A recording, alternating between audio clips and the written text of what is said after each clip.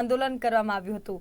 તક્ષશિલા આગકાંડ, હરણી boat દુર્ઘટના, Morbi ઝૂલતો bridge દુર્ઘટના, TRP game ઝોનમાં તમામ દોષિતોને સજા થાય તેવી માંગ સાથે સમાજસેવક દ્વારા એક દિવસીય ઉપવાસ આંદોલન શરૂ કર્યું હતું।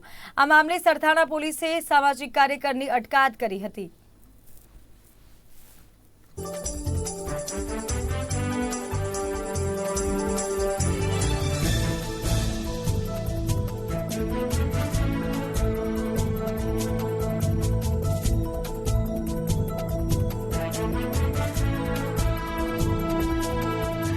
સાહેબ, મારી એક જ લાગણી અને માગણી છે કે હાલના દિવસોમાં જ્યારે ગુજરાતમાં દુઃખદ ઘટના ઘટી હોય અને એ ઘટનાના પડઘા પૂરા વિશ્વમાં ગૂંજતા હોય તો આપણે ગુજરાતી તરીકે એક સામાજિક કાર્યકર તરીકે અમારી ફરજ આવે છે કે અમે જે લોકો આમાં કાળનો કોળિયો બન્યા છે, નિર્દોષ લોકોની જાન ગઈ છે, તેને અમે ન્યાય અપાવીએ અને આમાં દોષિતોને અમારી એક જ લાગણી અને માગણી છે કે એને ફાંસીની સજા થાય।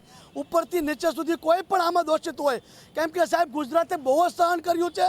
તક્ષશિલા કાંડમાં જે વિદ્યાર્થીઓના મોત થયા છે સાહેબ, હરણી બોટ કાંડમાં જે નાના નાના ભૂલકાઓ મોતને ભેટ્યા છે, ક્યાં સુધી ગુજરાત સહન કરશે સાહેબ?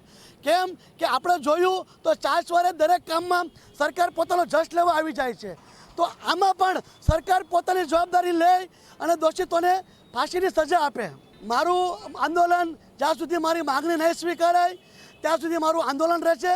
આજે હું 24 કલાકનું આંદોલન કરવાનો છું સાહેબ, ઉપવાસ પર બેસીશ અને જે મૃતક વ્યક્તિના પરિવાર છે તેમને પૂરતું વળતર મળે। 4-4 લાખે સાહેબ શું થવાનું? આજે મોંઘવારી છે અને એના સમયે છતાં બી જે લોકો કાળનો કોળિયો બન્યા છે તેને યોગ્ય વળતર આપવામાં આવે અને સુરત શહેરમાં સુરત મહાનગરપાલિકા દ્વારા જે નાના નાના વેપારીઓ છે તેને પણ હેરાન કરવામાં ન આવે, તેને પણ થોડીક રાહત આપવામાં આવે। જ્યારે આ તંત્ર જ્યારે તરસ લાગે છે ત્યારે કૂવો ખોદવા જે નાટક કરે છે, જે તપાસના નામે જે ધતિંગ કરે છે, તે ધતિંગ અને નાટક બંધ થાય, કાયદેસરની કાર્યવાહી થાય અને ગુજરાતમાંથી ભ્રષ્ટાચાર દૂર થશે તો જ મોંઘવારી કાબૂમાં આવશે।